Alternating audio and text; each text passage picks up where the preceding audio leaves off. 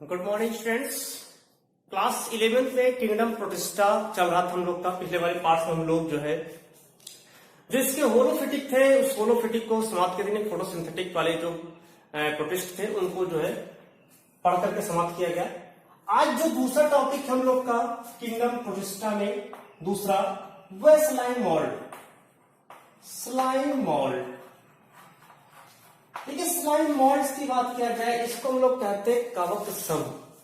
कवक सम इसलिए कहते हैं क्योंकि इसमें जो न्यूट्रिशन होता है, न्यूट्रिशन वो कवक के समान होता है। न्यूट्रिशन जो होता है ये न्यूट्रिशन फंजाई लाइक होता है, कवक के समान होता है, अतः इसे जो है कवक सम नाम दिया गया है। स्लाइम मोल्ड्स की बात किया जाए तो अब चूंकि न्यूट्रिशन फंजाई लाइक होता है तो सबसे पहला हम लोग का ऐसा पॉइंट बन करके आता है कि इसमें क्लोरोफिल जो है वो नहीं पाया जाता होगा, क्योंकि कवक में भी नहीं पाया जाता है तो उसके समान पोषण कर रहा है, इसका मतलब यह निश्चित रूप से जो है प्रकाश संश्लेषी तो नहीं होगा।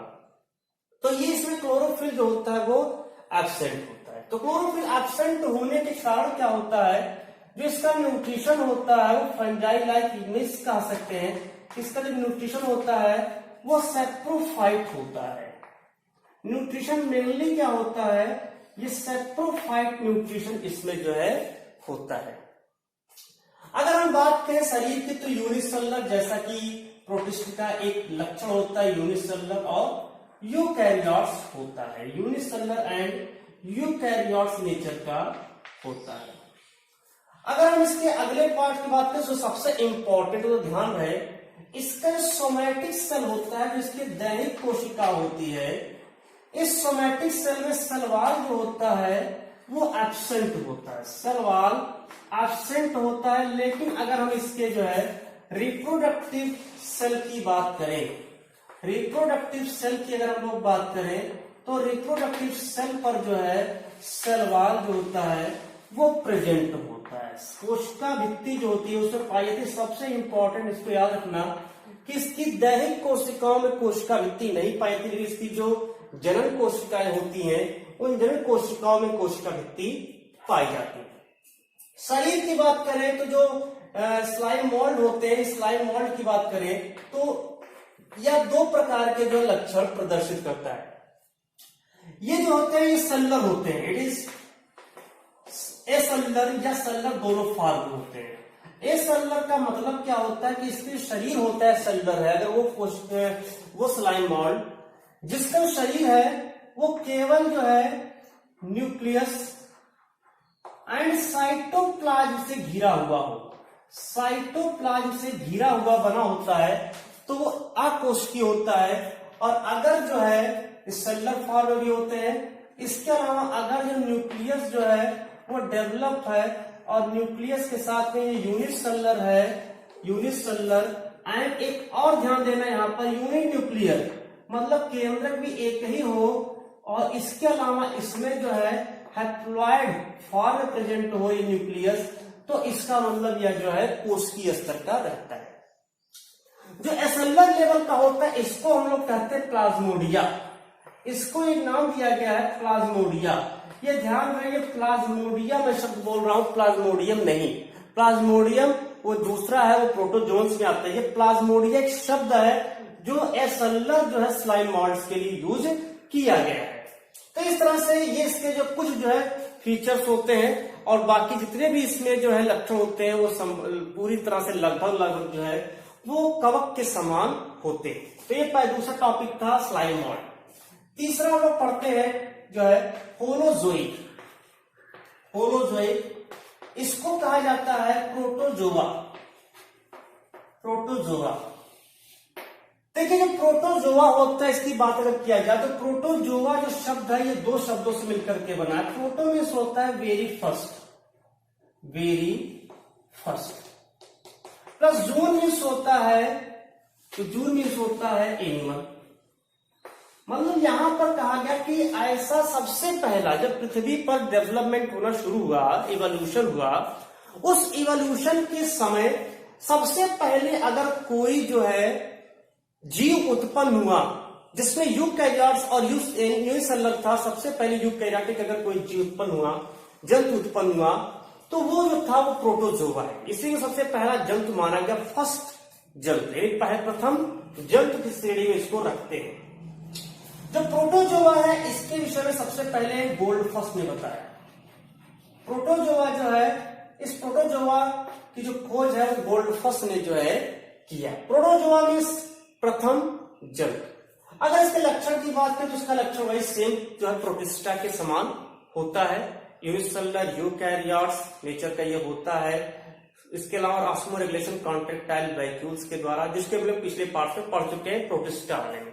लेकिन अगर इसको क्लासिफाइड किया जाए तो इसको 4 क्लासेस में डिवाइड कर सकते हैं। सबसे पहले इसमें देखते हैं जूओफ्लैजिलेटा। पहला जो क्लास है वो है जूओफ्लैजिलेटा। देखिए जो जूओफ्लैजिलेटा होता है, नाम से स्पष्ट है, एक जंतु है। जू मतलब एनिमल, प्लस फ्लैजिला मतलब एनिमल में जो लोकोमोटरी ऑर्गन है वो है फ्लैजिला।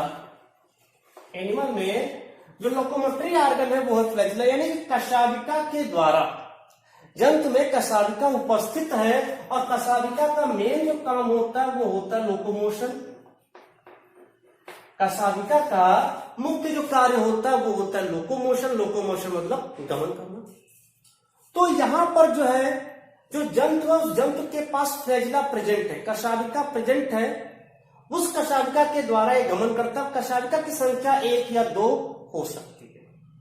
कशाविका की संख्या 1 या 2 या 4 तक इसकी संख्या हो सकती है। इसके अलावा जो जूओफ्लैजिलेटा होता है ये फ्री लिविंग होता है, मतलब कि स्वच्छंद होता है, आराम से जो है ये विचरणशील कर सकता है, या फिर यह जो है कॉलोनी के फॉर्म में भी रह सकता है, समूह में बना करके भी जो है ये रह सकता है। तो ये इसको जूओफ्लैजिलेटा कहते हैं। जूओफ्लैजिलेटा एग्जाम्पल की बात करें तो जूओफ्लैजिलेटा में ट्रिपैनोसोमा आता है, सबसे घातक, ये ध्यान है, ट्रिपैनोसोमा। हमने का फ्री लिविंग कॉलोनी और इसके साथ कुछ पैरासाइट भी होता है। तो यही पैरासाइट को हम बता रहे हैं यहाँ पर जो है, जो ट्रिपैनोसोमा होता है ये पैरासाइट नेचर का होता है, एंडोपैरासाइट होता है। इससे एक डिजीज होता है, बड़ा इंपॉर्टेंट है। इससे एक रोग होता है, इसका नाम है स्लीपिंग सिकनेस। स्लीपिंग सिकनेस, अफ्रीकी निद्रा रोग, अफ्रीकन स्लीपिंग सिकनेस कह सकते हैं, अफ्रीकी निद्रा रोग या निद्रा रोग। ट्रिपैनोसोमा जो होता है ये ट्रिपैनोसोमा स्लीपिंग सिकनेस उत्पन्न करता है रोग, और इसकी जो वाहक होती है वो सीसी फ्लाई होती है। इसका जो कैरियर होती है, यानी एक स्थान से दूसरा में ले जाने वाला, ये कैरियर जो होती है इसकी सीसी फ्लाई जो होती है, सीसी फ्लाई, ये मक्खी है। ये सीसी फ्लाई जो होता है इस ट्रिपैनोसोमा के वाहक होते हैं जो स्लीपिंग सिकनेस रोग उत्पन्न करता है, निद्रा रोग उत्पन्न करता है। तो ये पहला जूओफ्लैजिलेटा। दूसरा होता है सीरिएटा। सीरिएटा से नाम से स्पष्ट है कि जो एनिमल है उस एनिमल में जो है, जो यहां पर सबसे अधिक मेन इंपॉर्टेंट है वो है सीरिया। सीरिया भी क्या है, ये भी लोकोमोशन में सहायता करता है। ये भी जो है लोकोमोशन में सहायता करता है, गमन में सहायता करता है। इसकी संख्या अगर बात करें तो 300 से लेकर के इसकी संख्या 1500 या इससे भी अधिक हो सकती है, मतलब अधिक होती है। यह फ्लैजिला से इस बातों में भिन्न है क्योंकि फ्लैजिला, अगर 2 फ्लैजिला तो दोनों एक दूसरे के विपरीत गति करता है, क्योंकि सीरिया जो होता है वो एक साथ एक ही डायरेक्शन में गति करता है। तो जो सीरिएटा होता है उसमें सीरिया जो है प्रेजेंट होता है, लोकोमोशन। सबसे मोस्ट इंपॉर्टेंट इसमें क्या होता है कि इसमें 2 या 2 से अधिक न्यूक्लियस प्रेजेंट होते हैं। 2 और मोर न्यूक्लियस प्रेजेंट होते हैं। और वो भी जो है जो न्यूक्लियस होता है वो 2 टाइप्स का होता है। 2 प्रकार का जो न्यूक्लियस इसमें जो है प्रेजेंट होता है। 2 टाइप्स के न्यूक्लियस प्रेजेंट होते हैं, यानी जो न्यूक्लियस है वो 2 प्रकार का। और कौन कौन से है? एक जो न्यूक्लियस होता है ये माइक्रो न्यूक्लियस होता है, माइक्रो न्यूक्लियस, और एक होता है माइक्रो न्यूक्लियस। माइक्रो न्यूक्लियस की बात किया जाए तो माइक्रो न्यूक्लियस मतलब दीर्घ केंद्रक, इसको गुरु केंद्रक भी कहते हैं। माइक्रो न्यूक्लियस को लघु केंद्रक के नाम से जानते हैं। जो माइक्रो न्यूक्लियस होता है इसका जो मेन फंक्शन होता है ये मेटाबॉलिक एक्टिविटी में भाग लेता है। ये कहां पर भाग लेता है? जो उपापचयी जो है अभिक्रियाएं होती है उस मेटाबॉलिक एक्टिविटी में भाग लेता है। ये केवल उपापचयी अभिक्रियाओं में भाग लेता है, जबकि माइक्रोन्यूक्लियस की अगर हम लोग बात करें तो यह जो है जनन की प्रक्रिया में भाग लेता है, रिप्रोडक्शन की प्रक्रिया में जो है ये भाग लेता है। तो इस तरह से इसमें जो है दो से अधिक जो है न्यूक्लियस पाया जाता है, और वो भी दो प्रकार के होते हैं, एक माइक्रोन्यूक्लियस होता है और एक माइक्रोन्यूक्लियस। माइक्रोन्यूक्लियस का काम होता है उपापचयी क्रियाओं का नियंत्रण करना, और माइक्रोन्यूक्लियस का काम होता है रिप्रोडक्शन करना। इसमें कॉन्ट्रेक्टाइल वैक्यूल्स पाया जाता है, इसमें भी कॉन्ट्रेक्टाइल वैक्यूल्स आता है, ध्यान है कॉन्ट्रेक्टाइल वैक्यूल पाया जाता है। कॉन्ट्रेक्टाइल वैक्यूल का अगर हम बात करें तो कॉन्ट्रेक्टाइल वैक्यूल का मुख्य कार्य होता है ऑस्मो रेगुलेशन करना, ऑस्मो रेगुलेशन करना। ऑस्मो रेगुलेशन करने का कार्य यहां पर करता है, परासरण नियमन का कार्य करता है। तो ये दो है। तीसरा अगर हम लोग बात करें थर्ड की, तो तीसरा है वो है सार्कोडिना, वो है सार्कोडिना। सार्कोडिना जो होता है इसको लोग राइजोपोडा भी कहते हैं, सार्कोडिना को राइजोपोडा के नाम से भी जानते हैं। देखिए जो सार्कोडिना नाम क्यों दिया गया, सार्कोड शब्द अगर ध्यान से देखेंगे तो एक बार कभी याद होगा कि जीवद्रव्य, जब जीवद्रव्य की खोज हुई थी तो डुजार्डे ने जो खोजा था जो जीवद्रव्य, उन्होंने इसके जीवद्रव्य के लिए उन्होंने सार्कोड शब्द का प्रयोग किया था। सार्कोड मीन्स होता है कि जिसमें जो है मूवमेंट पाया जाए। तो सार्कोडिना में यानी यहां पर जो है मूवमेंट होता है एक नए नए जीवद्रव्य के द्वारा, जो चूंकि इसमें पेलिकल कार्बन नहीं पाया जाएगा, और सब में पाए जाएंगे। हमने पहले बताया था जब प्रोटिस्टा पढ़ा रहे थे पेलिकल कार्बन किसी किसी पाया था, किसी नहीं पाया जाता है। जो सार्कोडिना होता है इसमें पेलिकल का जो आवरण होता है, शरीर के ऊपर एक पेलिकल आवरण पाया जाता है, पेलिकल मेम्ब्रेन, ये नहीं पाया जाता है।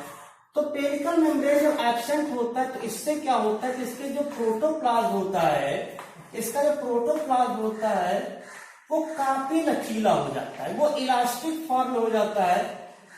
तो जिसके कारण क्या होता है वो जिधर की ओर उसका घूमता है उधर की ओर एक नया जो है स्यूडोपोडिया बन जाता है, एक नया पैर बन जाता है जो कि कूट होता है, क्योंकि वह जो पैर ऐसा होता है कि जो बनता रहता है और फिर उसके शरीर में विलीन होता रहता है। तो स्यूडोपोडिया उसको कहते हैं, कूटपात कहते हैं, क्योंकि पैर का समान तो बन रहा है लेकिन फिर वो विलीन हो जा रहा है, स्यूडोपोडिया बनता है। स्यूडोपोडिया की अगर हम बात करें, स्यूडोपोडिया जो होता है इसके फंक्शन की अगर बात किया जाए तो स्यूडोपोडिया ये लोकोमोशन में सहायक होता है।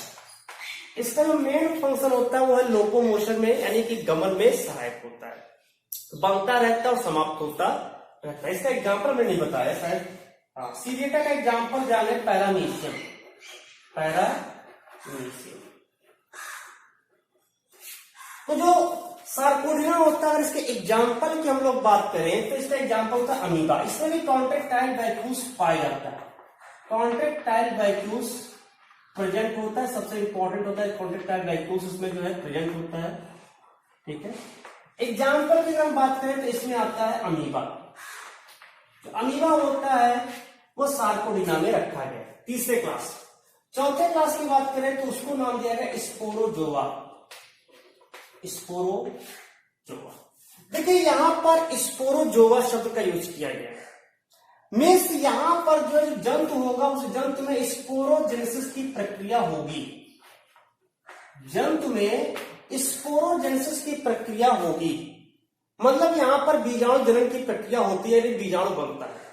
ये जो जंतु होते हैं इसमें सबसे लार्जेस्ट ये जो है क्लास है इस प्रोटोजोआ का, सबसे अधिक जो जंतु है वो इसी में पाए जाते हैं स्पोरोजोआ में। और क्योंकि इसमें स्पोर्स का फॉर्मेशन होता है, generation of spores is known as sporogenesis, तो इसमें जो है स्पोर का फॉर्मेशन हो रहा होता है, तो इसलिए इसको स्पोरोजोआ के नाम से जानते हैं। इसमें स्पोर्स बनते हैं तो इससे क्या होता है कि बहुत ज्यादा मात्रा में इसमें जो है जीव उत्पन्न होते हैं। एक चीज ध्यान रखना, इसकी सबसे यूनिक क्वालिटी यह है कि इसमें कॉन्ट्रेक्टाइल वैक्यूल जो होता है और सब में पाया जा रहा है, लेकिन यहीं पर कॉन्ट्रेक्टाइल वैक्यूल जो होता है आर एब्सेंट, ये इसमें नहीं पाया जाता है। ध्यान रहे कि कॉन्ट्रेक्टाइल वैक्यूल जो होता है इसमें नहीं पाया जाता है, एब्सेंट होता है। तो ध्यान रहे कि इसमें कॉन्ट्रेक्टाइल वैक्यूल नहीं पाया जाता है। इसकी एग्जाम्पल की बात करें तो इसके एग्जाम्पल में आता है प्लाज्मोडियम, बड़ा खतरनाक है। और यूजुअली जितने भी इसमें जंतु रखेगा सब पैरासाइट होते हैं, सभी कैसे होते हैं, पैरासाइट नेचर के होते हैं। उसमें से सबसे खतरनाक है प्लाज्मोडियम। प्लाज्मोडियम जो कि मलेरिया रोग उत्पन्न करता है। मलेरिया रोग के बारे में भी हम लोग अगले पिछले जो आगे चैप्टर है उसके चैप्टर में हम लोग उसका डिस्कस करेंगे।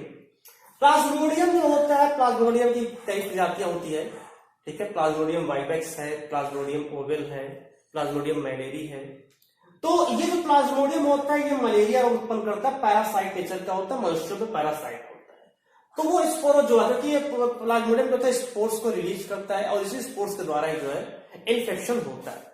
तो इस तरह से जो किंगडम प्रोटिस्टा में तीनों पढ़ चुके हैं, होलोफिटिक जिसको लोग फोटोसिंथेटिक कहते हैं, slime mods just like fungi like, and third is protozoa जिसे हम लोग होलोजोइक के नाम से जानते हैं। होलोजोइक में 4 क्लासेस, ज़ोफिलेटा, सिलिएटा, सार्कोडिना एंड स्पोरोजोआ, ये चारों पार्ट्स पढ़ते हैं। इस तरह से किंगडम प्रोटिस्टा है वो आज समाप्त होता है। तो इस फर्स्ट ईयर का ये एक चैप्टर था किंगडम प्रोटिस्टा।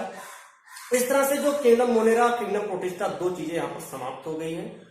अब आगे हम लोग देखते हैं कि जो अगला पार्ट से कोशिश करेंगे कि जो है जल्द से जल्द एनिमल किंगडम स्टार्ट कर दिया जाए, जो बहुत ही मोस्ट इंपॉर्टेंट टॉपिक है। तो आगे ये वीडियो को जारी रखिए, नेक्स्ट टाइम हो सकता है संभवतः एनिमल किंगडम स्टार्ट करें, जो कि आप लोग के लिए बहुत ही इंपॉर्टेंट होने वाला है। तब तक के लिए धन्यवाद।